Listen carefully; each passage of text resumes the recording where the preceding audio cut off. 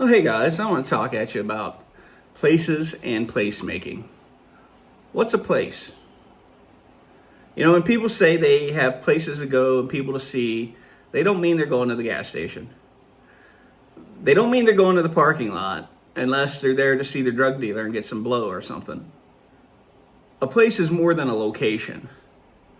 American English still has the word marketplace, but most American towns do not have a marketplace.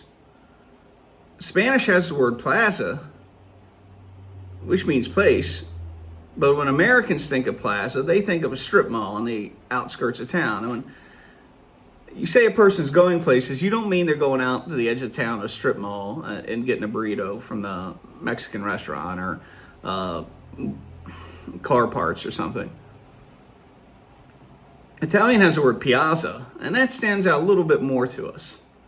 I visited a lot of towns and cities in several European countries, and I often see some variation of that word on a sign. Plots, plaids, plods, plas.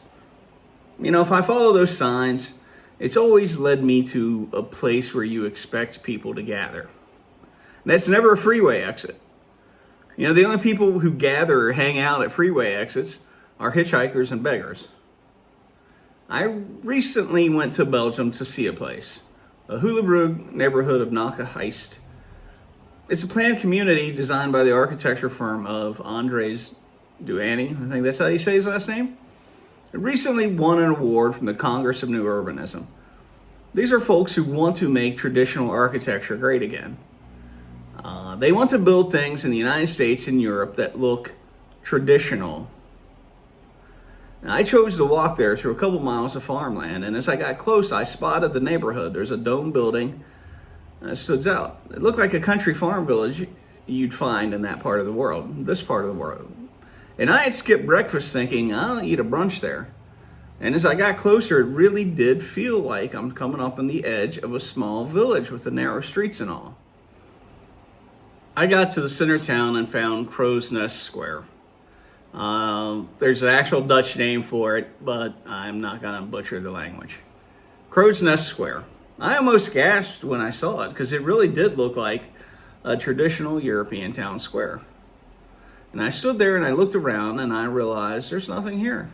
There's a police station, a yoga studio, and some sort of social services office. And there was nowhere to eat. And I peeked around a couple corners and I saw a Flemish cop there, and he said hello. He's probably trying to figure out why I was there. Very friendly fellow. And then I walked around the village or the neighborhood some more. And, two sides of that square was taken up by residential buildings. And one doorstep had a doctor or maybe a psychologist's office in it, but at first glance, it looked like it should be a place, but after you stood there a few seconds, it didn't feel like one, and it didn't function like one. After I toured the neighborhood, I started walking toward the commuter train station, which is about 4 blocks from the square. I went under the tracks, and then on the other side, there was a small traffic circle with a corner store and at least a couple restaurants, maybe some other businesses.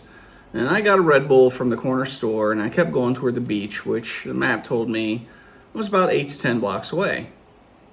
Well, I get close to the beach, maybe 2 blocks off, and I found a place named Vikingdorp. And it was surrounded by a mix of buildings, and most of them were more modern post-war buildings. 1950s, probably 60s, early 70s construction and what's known as the international style.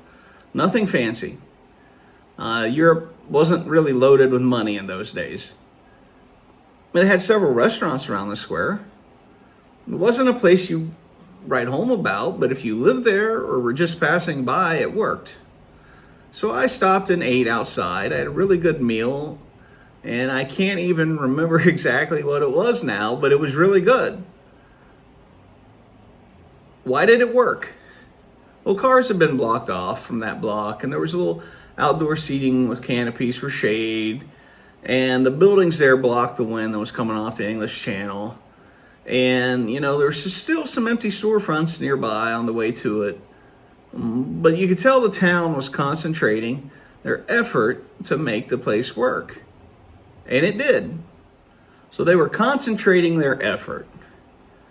And I then walked out to the beach and walked over, looked at the harbor of Bruges there, and nothing exotic, a cruise ship and some tasted like diesel fuel, bunker fuel, that whole area did. But there were some nice tall condo buildings, like people live there, or people come out from Brussels to spend the summer. And as you walk north along the beach, there's a nice promenade there. And it goes all the way to the Dutch border. I passed a lot of squares that I could talk to you about, but for the sake of time, I'm only going to talk about this one right now. On one side, it has the beach and the promenade along the beach. So that kind of makes it a place in and of itself.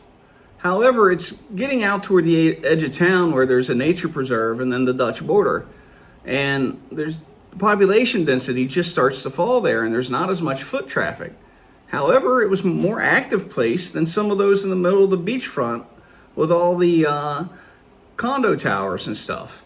Why? Well, I think it's a few things. It has a fountain, it has a splash pad, and it has an interesting structure on it. That interesting structure is actually a cafe. And if you cross over to the backside of it, you see folks sitting out watching children and dogs play in that water. And there's a wagon out there selling drinks. The waiter can go over to the wagon and get drinks. And there's businesses that open out onto the square. Over by the beach, there's a Polo Ralph Lauren store there. And then on the opposite corner, more inland, there's just kind of a generic corner store selling, chips, sodas, lottery tickets, what have you. And then there's this old inn that's being rebuilt there. What are they doing? They're placemaking. They're investing in a place and making it more of a place by adding additional attractions. They're concentrating their effort. And that second place that I showed you with the unremarkable buildings, you could tell at one time it was probably a parking lot until fairly recently. And they took away the cars to make it more of a place. Well, here's another situation where taking away the cars makes an amazing place. This is the marketplace of Bruges. 30 years ago, it was used as a parking lot. And they decided to remove the cars, with only traffic allowed now being emergency vehicles, delivery vehicles, taxis, or people dropping off luggage at their hotel. And it's become a global tourist destination. Here's another former parking lot in Bruges. It's in the front of a train station. It gets a lot of foot traffic. It has business facing it. Why is it dead? Well, I'd say it's because it's ugly, and because it's only enclosed on two sides. You see, there's no one thing that'll make a place. Foot traffic doesn't make a place. Beauty by itself doesn't make a place. It takes effort. You have to piece together several different things to make a place. Here's the front of another train station in Wiesbaden, Germany. This place works. It's one of the few places, possibly the only place, I've ever seen a main train station open up into a park. Yes, there's a major street there. There's a lot of buses coming and going. But just across that street, it's a park, and there's a fountain there. And then there's an open lawn where people, kick a soccer ball around. They lay out in the sun. In the evening, some of the immigrants hang out and, just hang out in nature. And on the backside, there's this kind of Roman spa-looking building with water, and the convention center's back there. And then diagonally from it, there's a museum. And this art museum is itself kind of a tourist destination now because it contains the original painting of Ophelia, which was featured on Taylor Swift's recent music video.